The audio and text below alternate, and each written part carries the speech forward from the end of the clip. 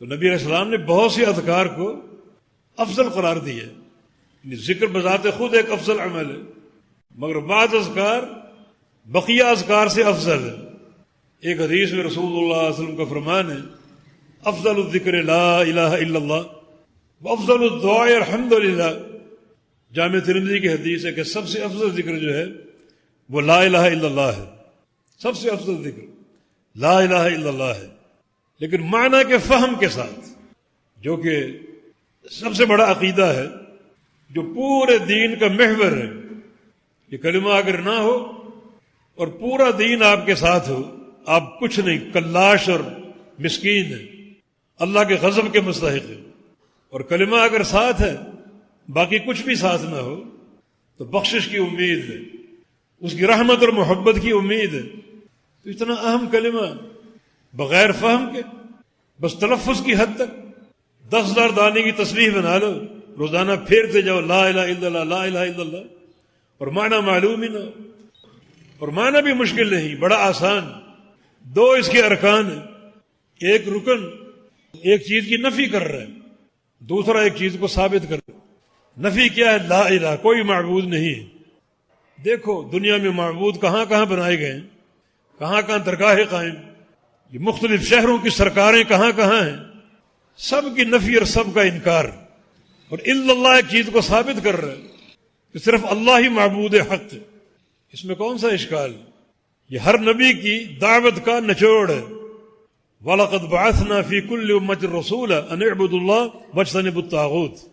وَاجْتَنِبُوا الطَّاغُوتَ لا الہ ہے اور اعبدوا اللہ الا اللہ ہے.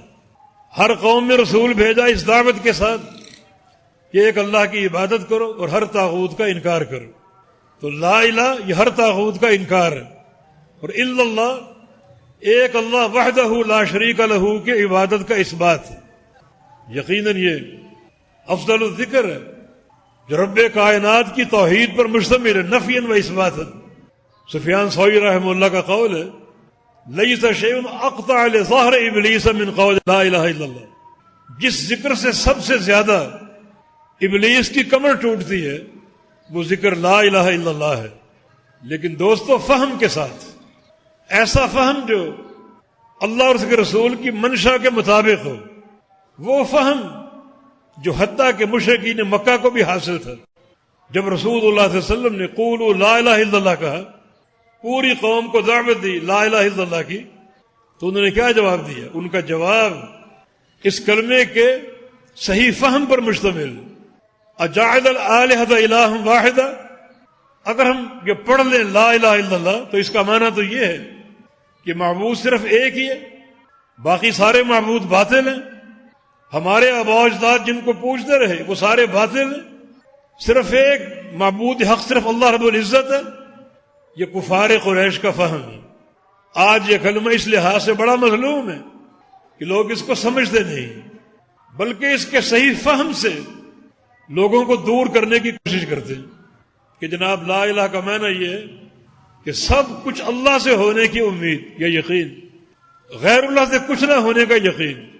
یہ کلمہ کا معنی نہیں ہے. یہ کلمہ توحید الوہیت ہے، جو ایک الہ کا اس بات کرتا ہے اور اس کے مقابلے میں جو الہ بنائے گئے ہیں ان سب کا انکار کرتے ہیں، نفی کرتے ہیں. بقول ابن قیم رحمہ اللہ کے فرماتے ہیں کہ سب سے زیادہ شیطان کی کمر اس کلمے سے، اس ذکر سے ٹوٹتی. جب بھی یہ ذکر کرو گے، ہر کلمہ ذکر شیطان کی پشت پر کوڑے کی طرح برسے گا. کثرت سے ذکر کرتے جاؤ اور اس کی پشت پر کوڑے مارتے جاؤ، اس ملعون کی پشت پر، اور کوڑے مار مار اس کو ماندہ کر کے گرا دو، بچھاڑ دو، اس کو اتنا کمزور کر دو کہ وہ تم پر حاوی ہونے کی کوشش نہ کرے، حاوی ہو ہی نہ سکے. یفضل الذکر لا الہ الا اللہ.